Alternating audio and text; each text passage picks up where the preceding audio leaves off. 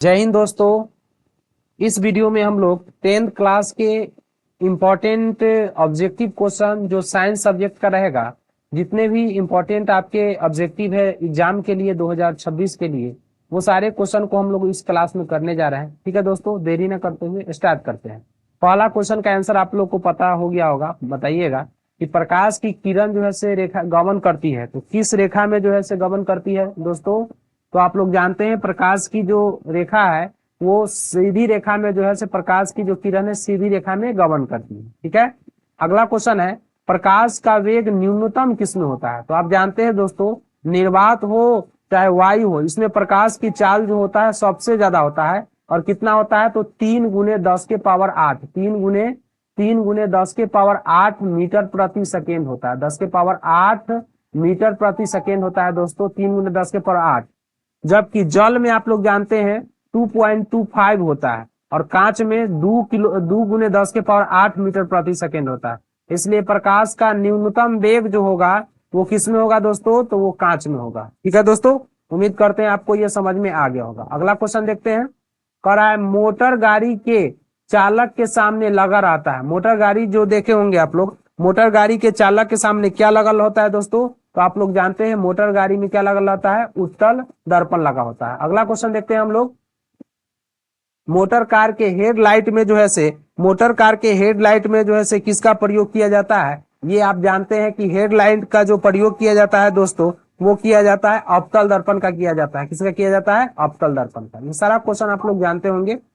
Lens के क्षमता का ऐसा ही मात्रक क्या होता है दोस्तों? लेंस के क्षमता का ऐसा ही मात्रक आप लोग जानते हैं कि डायोप्टर होता है। क्या होता है दोस्तों? डायोप्टर होता है। तो लेंस के क्षमता का ऐसा ही मात्रक डायोप्टर होता है, ये आप याद रखिएगा। अगला क्या है?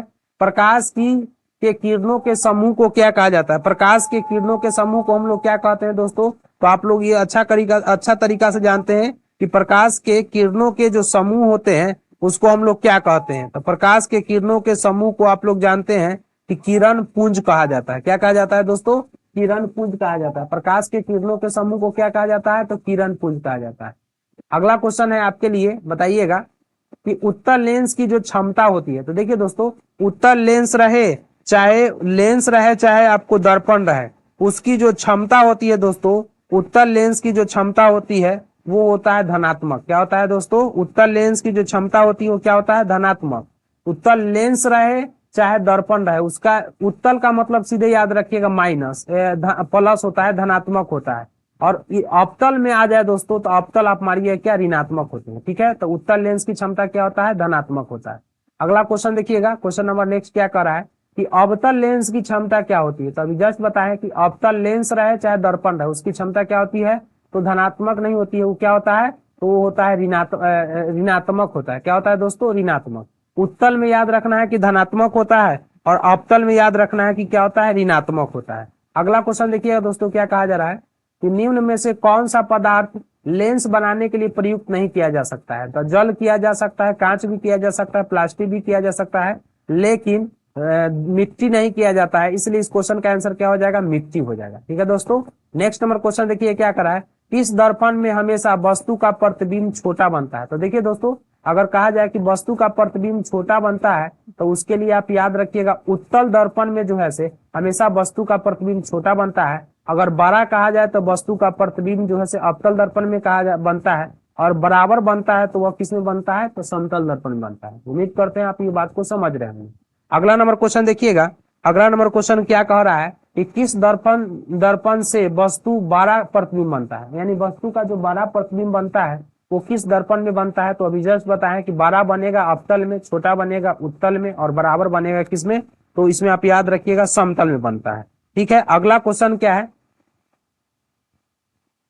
अगला क्वेश्चन देखिए, प्रकाश के परावर्तन के कितने नियम होते हैं? आप लोग जानते होंगे दोस्तों कि प्रकाश के परावर्तन के कितने नियम होते हैं? तो 2 नियम होते हैं। ठीक है, अपवर्तन भी रहेगा तो उसका भी कितने नियम होते हैं? 2 नियम होते हैं। अगला क्वेश्चन देखिएगा, जब प्रकाश की किरण हवा से कांच में प्रवेश करती है। तो देखिए दोस्तों, ये आप लोग जानते हैं, ये एक अवतल दर्पण आप लोग पढ़े होंगे। इसको हम लोग कहते हैं कि ये विरल माध्यम है, और इसको हम लोग कहते हैं कि यह सघन माध्यम होता है। ठीक है, तो जब प्रकाश की किरण विरल माध्यम से सघन माध्यम की ओर आता है तो वो उसको सीधे जाना चाहिए, लेकिन सीधे न जाकर जो है से वो सीधे नहीं जाएगा, वह किधर मुड़ जाता है?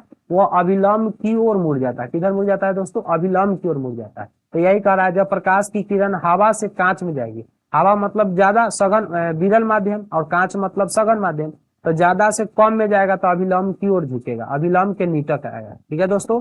और इसी के उल्टा अगर रहता है कि नहीं, कांच से हवा में जा रही तो अभिलंब से दूर हटेगी, क्या होगा? अभिलंब से दूर। लेकिन इस क्वेश्चन का आंसर क्या हो जाएगा? अभिलंब के निकट आएगी, क्योंकि हवा से किस में जा रही है? कांच में जा रही है। अगला क्वेश्चन देखिएगा, क्वेश्चन नंबर क्या कर रहा है कि साइड मिरर के रूप में प्रयुक्त किया जाता है। साइड मिरर के रूप में किस दर्पण का प्रयोग किया जाता है? तो आप लोग जानते हैं कि साइड मिरर के रूप में जो है से उत्तल दर्पण का प्रयोग किया जाता है। ठीक है दोस्तों। अगला नंबर क्वेश्चन देखिएगा, क्वेश्चन नंबर अगला क्या कह रहा है कि एक अवतल दर्पण जिसकी फोकस दूरी कितना है? 10 सेंटीमीटर है, तो उसकी वक्रता त्रिज्या क्या होगी? तो आप लोग जानते हैं दोस्तों, इसकी वक्रता त्रिज्या जो होगी क्या होगी? 10 दूना 20 हो जाएगा। सीधे याद रखिएगा, आपको यहाँ पर क्या दिया है? एफ का मान दे ले। क्या दे ले है दोस्तों? तो एफ का मान आपको दे दिया है। एफ का मान कितना दे ले है? 10 दे ले है। तो आर का मान निकालने के लिए, तो आर का फॉर्मूला होता है, याद रखिएगा, आर का फॉर्मूला होता है 2f होता है। क्या होता है दोस्तों? 2f होता है। तो 2f होता है, तो 2 गुने एफ का मान कितना है? 10 है। तो 2 गुने 10 करेंगे तो 10 दूना क्या हो जाएगा? 20 हो जाएगा। 10 दूना क्या हो जाएगा दोस्तों? 20। इसलिए इस क्वेश्चन का आंसर क्या हो जाएगा? 20 हो जाएगा। अगला क्वेश्चन देखिएगा, क्वेश्चन नंबर नेक्स्ट क्या कर रहा है? कह रहा है कि सरल सूक्ष्मदर्शी में किसका उपयोग किया जाता है? जो आप लोग सरल सूक्ष्मदर्शी देखे होंगे उसमें किसका प्रयोग किया जाता है? तो आप लोग याद रखिएगा दोस्तों कि सरल सूक्ष्मदर्शी में उत्तल दर्पण का प्रयोग किया जाता है। नेक्स्ट क्वेश्चन देखिएगा, क्वेश्चन नंबर कह रहा है क्या कि परावर्तन के नियम से निर्धारित होता है। क्या होता है? तो परावर्तन के नियम क्या कहता है? आपतन कोण का मान जो होता है वो परावर्तन कोण के बराबर होता है। आपतन कोण का मान परावर्तन कोण के बराबर होता है, ये परावर्तन के नियम कहता है। ये दूसरा नियम है, समझ गए। अगला नंबर क्वेश्चन देखिए, क्वेश्चन नंबर नेक्स्ट क्या कर रहा है कि सर्च लाइट में किसका प्रयोग किया जाता है? देखिए दोस्तों, ये तो आसान, बहुत आसान क्वेश्चन है कि सर्च लाइट में किसका प्रयोग किया जाता है। तो आप लोग जानते हैं कि सर्च लाइट में जो है से प्रयोग किया जाता है किसका? तो सर्च लाइट में आपका प्रयोग किया जाता है अवतल दर्पण का प्रयोग किया जाता है। किसका दर्पण, कौन सा दर्पण का प्रयोग किया जाता है? तो अवतल दर्पण का प्रयोग किया जाता है। ये सारा क्वेश्चन आप लोग याद रखिएगा दोस्तों। अगला क्वेश्चन हम लोग देखते हैं क्या कि दाढ़ी बनाने के में कौन सा दर्पण का प्रयोग किया जाता है। 30 नंबर क्वेश्चन क्या कहा जा रहा है कि दाढ़ी बनाने में कौन से दर्पण का प्रयोग किया जाता है? तो जो दाढ़ी बनाया जाता है उसमें अवतल दर्पण का प्रयोग किया जाता है। ठीक है दोस्तों, ये बहुत ही वीवीआई क्वेश्चन है, ये आपके एग्जाम के लिए बहुत ही वीवीआई क्वेश्चन है दोस्तों, इसको आप याद रखिएगा, बहुत ज्यादा इंपॉर्टेंट है। अगला नंबर क्वेश्चन देखिए, क्वेश्चन नंबर अगला क्या कह रहा है कि किसी गोलीय दर्पण और उसकी पतले गोलीय लेंस दोनों की फोकस दूरियां -15 सेंटीमीटर है। तो बोलिए दोस्तों, अभी जस्ट आपको बताया है कि जब माइनस में रहता है तो कौन दर्पण होता है? अवतल दर्पण होता है, और जब प्लस में होता है तो कौन होता है? उत्तल दर्पण होता है।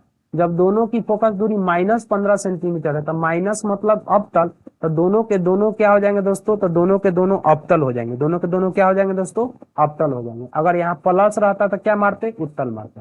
अगला नंबर क्वेश्चन देखिएगा, क्वेश्चन नंबर नेक्स्ट क्या करा है कि प्रकाश के अपवर्तन के कितने नियम होते हैं? तो प्रकाश के अपवर्तन रहे चाहे परावर्तन रहे, उसके कितने नियम होते हैं? तो 2 ही नियम होते हैं। ठीक है दोस्तों।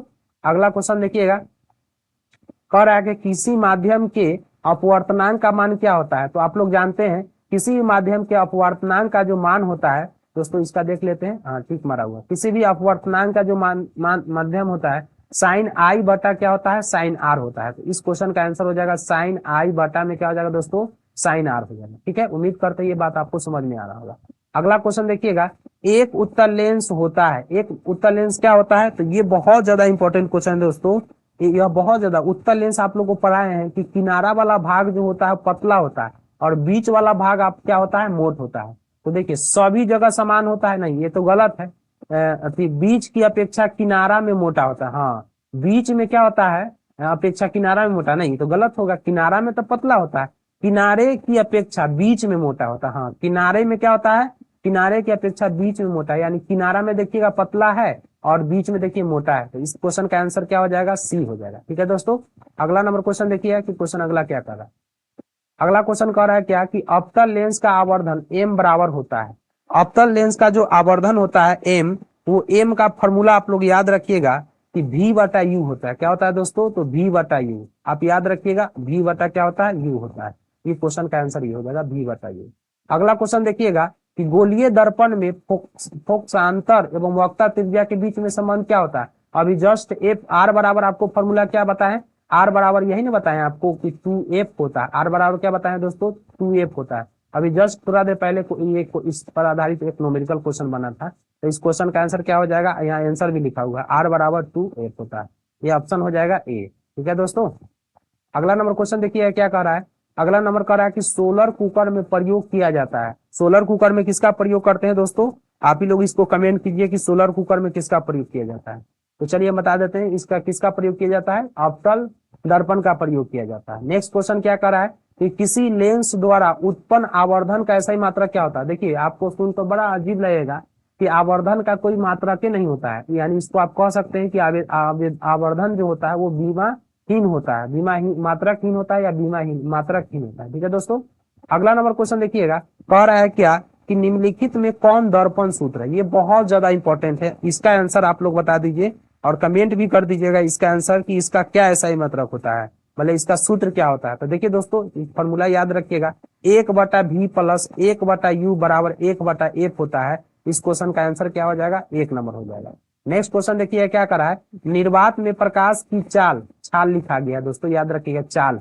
निर्वात में प्रकाश का चाल कितना होता है, तो 3 गुने 10 के पावर, यहाँ पर जो है ना ये 10 के पावर में 8 है दोस्तों, याद रखिएगा इसके पावर में 8 है। ठीक है, तो 3 × 10 के पावर 8 मीटर प्रति सेकेंड होता है निर्वात में प्रकाश की चाल। ठीक है, और ये कांच में प्रकाश की चाल होता है, ये नहीं होगा, ये भी नहीं होगा, ये भी नहीं होगा। ठीक है दोस्तों, इसका क्वेश्चन का आंसर क्या होगा, ये होगा। अगला नंबर क्वेश्चन देखिए क्या कर रहा है कि एक विशेषज्ञ मरीजों के दांतों का बड़ा प्रतिबिंब दिखाने के लिए किस दर्पण का प्रयोग करेगा। अभी जस्ट बताया कि अगर वस्तुओं को बड़ा करके देखना है तो किस दर्पण का प्रयोग करेंगे, अवतल दर्पण का प्रयोग करेंगे। अगर कहता है कि छोटा देखना है तो किसका प्रयोग करते हैं, उत्तल दर्पण का। अब बराबर देखना है तो क्या हो जाता है, समतल दर्पण। ठीक है दोस्तों, अगला नंबर क्वेश्चन देखिए कह रहा है कि अवतल दर्पण के मुख्य फोकस पर रखे बीम का प्रतिबिंब की स्थिति क्या होगा। अगर वस्तु को फोकस पर रख दीजिएगा, कहाँ पर रखिएगा दोस्तों, वस्तु को अगर फोकस पर रख दीजिएगा तो उसका प्रतिबिंब कहाँ बनेगा, याद रखिएगा अनंत पर बनेगा। कहाँ पर बनेगा, अनंत। अगर वस्तु को अनंत पर रख देंगे तो प्रतिबिंब फोकस पर बनेगा। ठीक है, एक दूसरे को उल्टा है, अगर फोकस पर रखेंगे तो इन्फिनिटी पर बनेगा, अनंत पर बनेगा। अगर अनंत पर रख देंगे तो इसका प्रतिबिंब कहाँ बनेगा, फोकस पर बनेगा। अगला नंबर क्वेश्चन देखिए, क्वेश्चन नंबर अगला क्या कर रहा है कि अवतल लेंस के सामने अनंत पर रखे वस्तु का प्रतिबिंब की स्थिति क्या होगा, फोकस पर बनेगा। अभी जस्ट आप एक दूसरे को उल्टा होता है, इसलिए इस क्वेश्चन का आंसर फोकस होगा। अगला नंबर क्वेश्चन देखिएगा, मानव नेत्र के किस भाग पर किसी वस्तु का प्रतिबिंब बनते हैं, बताइए दोस्तों। चलिए थोड़ा सा रुक जाते हैं, आप लोग इसका आंसर बताइए, सेकेंड चैप्टर का है। ठीक है, उम्मीद करते हैं कि इसका आंसर आप लोग बताइएगा। क्या है, मानव नेत्र में किस भाग पर वस्तु का प्रतिबिंब बनता है। तो ये आप लोग पढ़े होंगे कि जो रेटिना होता है, या इसी को हिंदी में दृष्टि पटल कहा जाता है, इसी पे जो है से मानव नेत्र का क्या बनता है, प्रतिबिंब बनता है। और कैसा बनता है, तो उल्टा और वास्तविक बनता है। आप याद रखिएगा, उल्टा और क्या बनता है, वास्तविक। माउस से लिख रहे हैं इसलिए लिखने में नहीं बन रहा है दोस्तों। ठीक है, अगला नंबर क्वेश्चन देखिए, करा तारे के टिमटिमाने की व्याख्या किस सिद्धांत पे आधारित है। जो तारा टिमटिमाता है ये किस सिद्धांत पे आधारित है, तो आप याद रखिए प्रकाश के जो अपवर्तन के सिद्धांत होते हैं, इसी के सिद्धांत पे तारे क्या होते हैं, टिमटिमाते हैं। ठीक है, अगला नंबर क्वेश्चन देखिए क्या है, नेत्र लेंस की फोकस दूरी अधिक हो जाने से कौन से दृष्टि दोष होता है। जो नेत्र लेंस जो होता है, अगर उसकी फोकस दूरी जो है से क्या हो जाएगा, अधिक हो जाएगा, तो अधिक हो जाएगा तो दूर दृष्टि दोष।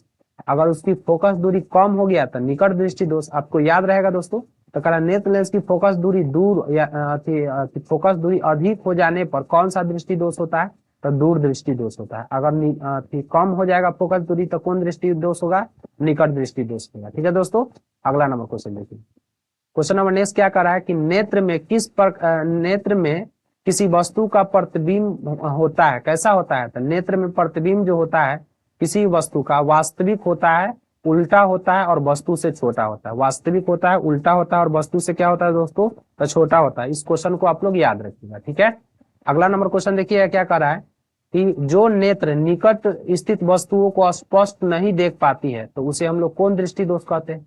तो जो निकट की वस्तु नहीं देखेगी तो उसे हम लोग दूर दृष्टि दोष कहते हैं। ठीक है, जब दूर की वस्तु को नहीं देख पाएगी तो उसे निकट दृष्टि दोष कहते हैं। देखिए सिंपल सी फंडा यही है कि निकट दृष्टि दोष में वस्तु निकट की वस्तु को साफ साफ देख लेगा, लेकिन दूर की वस्तु को साफ साफ नहीं देखेगा। ठीक है, ये बात याद रखिए। लेकिन जब दूर दृष्टि दोष में देखिएगा तो दूर की वस्तु को साफ साफ, निकट की वस्तु को साफ साफ नहीं देखेगा, लेकिन दूर की वस्तु को साफ साफ देख लेगा, तो इसी को हम याद करते हैं। तो सीधे याद रखिएगा, निकट दृष्टि दोष मतलब निकट की वस्तु को साफ साफ देखेगा लेकिन दूर की वस्तु को साफ साफ नहीं देखेगा।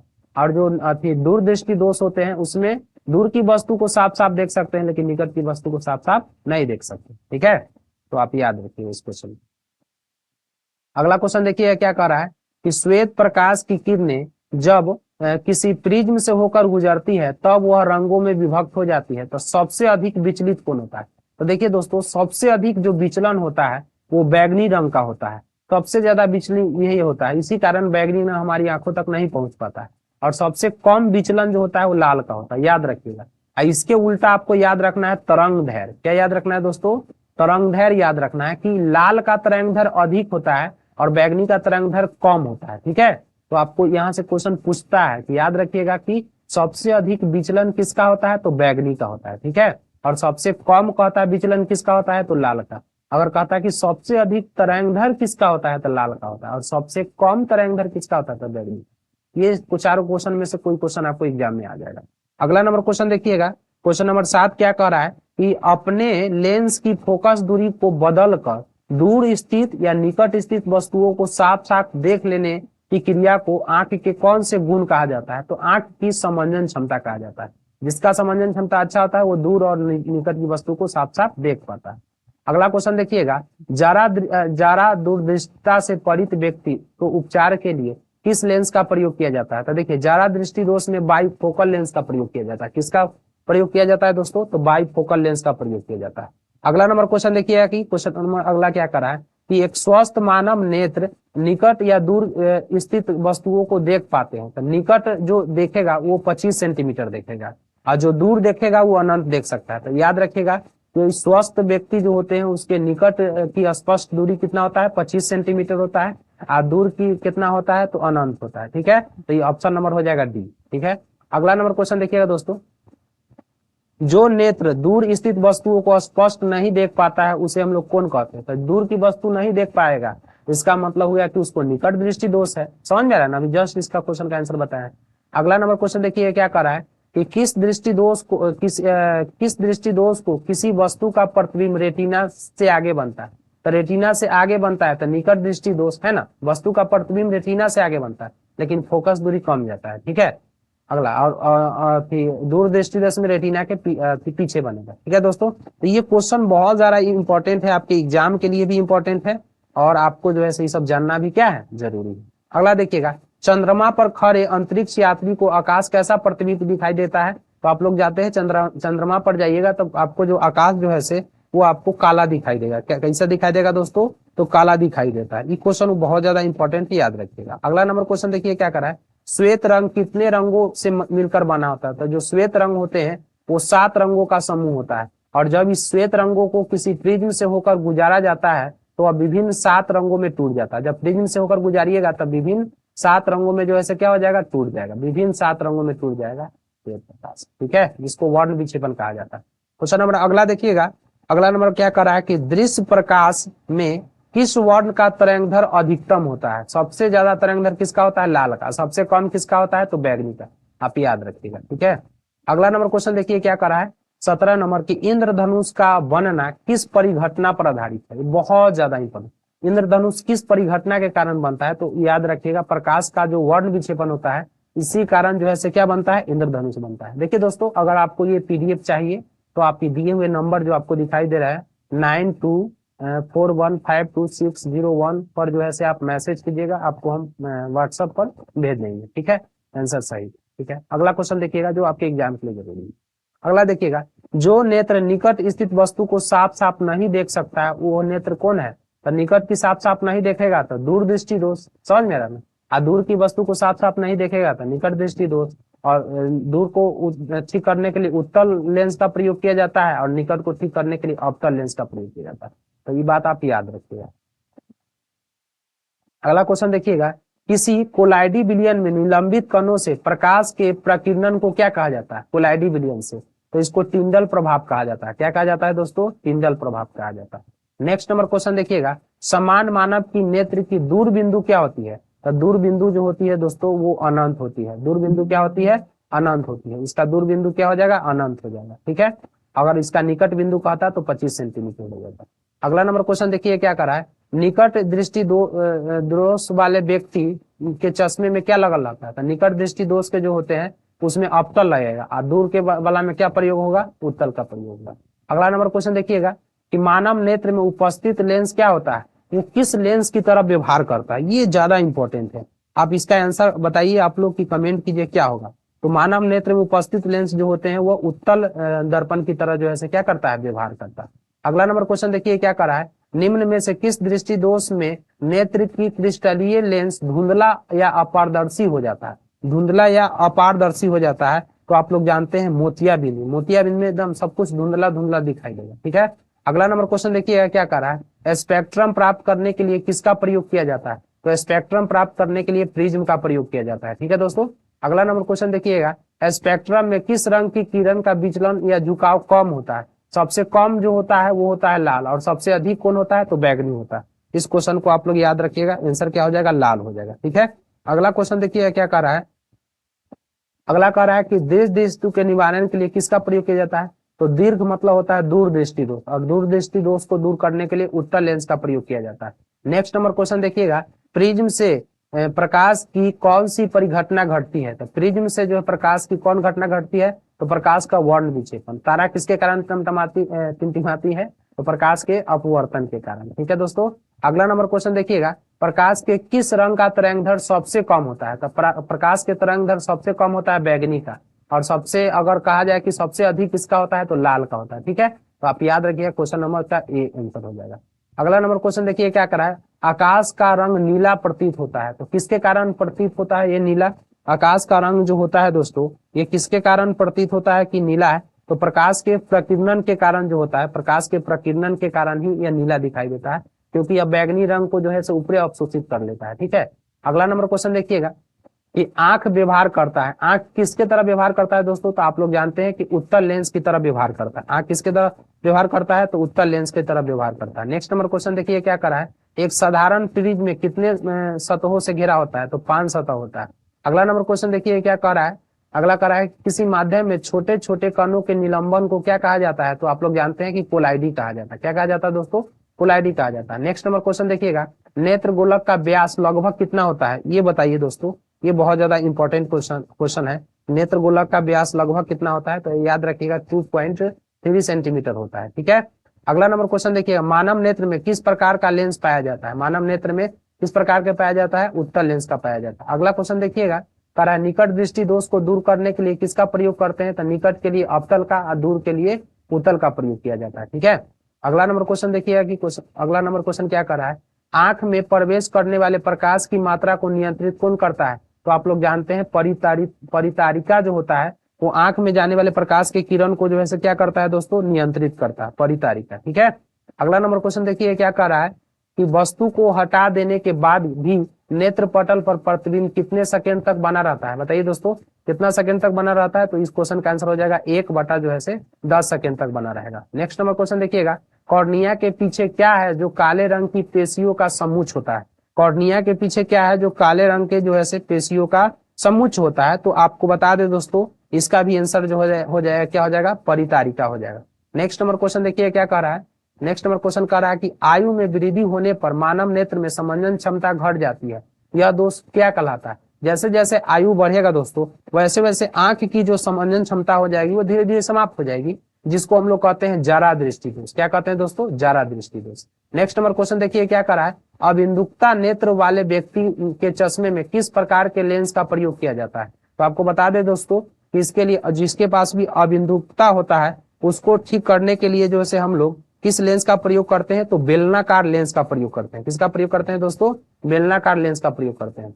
दूरदृष्टि वाली आंखें साफ साफ देख सकती है, तो दूरदृष्टि वाली वस्तु दूर के वस्तुओं को साफ साफ देखेगा, निकट रहेगा तो निकट की वस्तु को साफ साफ देखेगा। नेत्र दान करने वाले व्यक्ति की आयु कितना होना चाहिए, तो देखिए नेत्र दान करने वाले व्यक्ति की आयु 10 वर्ष में भी दान कर सकता है, 25 में भी, 60 में भी, दोनों वर्ष में आप नेत्र दान कर सकते हैं। ठीक है, अगला नंबर क्वेश्चन क्या है, मृत्यु के पश्चात कितने घंटे के अंदर नेत्र निकाल लेना चाहिए, मतलब अगर आप नेत्र किसी को लगाना चाहते हैं तो कितना घंटा के बाद आप नेत्र को जो है निकाल सकते हैं या नेत्र को रख सकते हैं, तो इसके लिए दोस्तों बहुत ज्यादा इंपॉर्टेंट क्वेश्चन है, आप याद रखिएगा कि 6 घंटे के अंदर अगर कोई इंसान जो है 4 से 6 घंटा के बीच में आप उसके नेत्र को निकाल लेते हैं तो उनका नेत्र अभी कामयाब रहता है। ठीक है, उसके बाद बोलिए कौन सा रंग जिसका खतरे, कौन सा रंग जो होता है जिसका खतरे के सिग्नल में प्रयोग किया जाता है, कौन से रंग का प्रयोग किया जाता है दोस्तों, तो लाल रंगों का प्रयोग किया जाता है। नेक्स्ट नंबर क्वेश्चन देखिए क्या करा है, कांच का अपवर्तनांक किस वर्ण के लिए अधिकतम होता है, कांच का जो अपवर्तनांक होता है उसको किस वर्ण के लिए जो होता है सबसे अधिक होता है, किस वर्ण के लिए सबसे अधिक होता है। इसका आंसर आप लोग बताइए दोस्तों, आंसर क्या हो जाएगा, बैगनी हो जाएगा। नेक्स्ट नंबर क्वेश्चन देखिए क्या कह रहा है, नेक्स्ट नंबर क्वेश्चन कह रहा है कि लाल गुलाब को हरे प्रकाश में डालने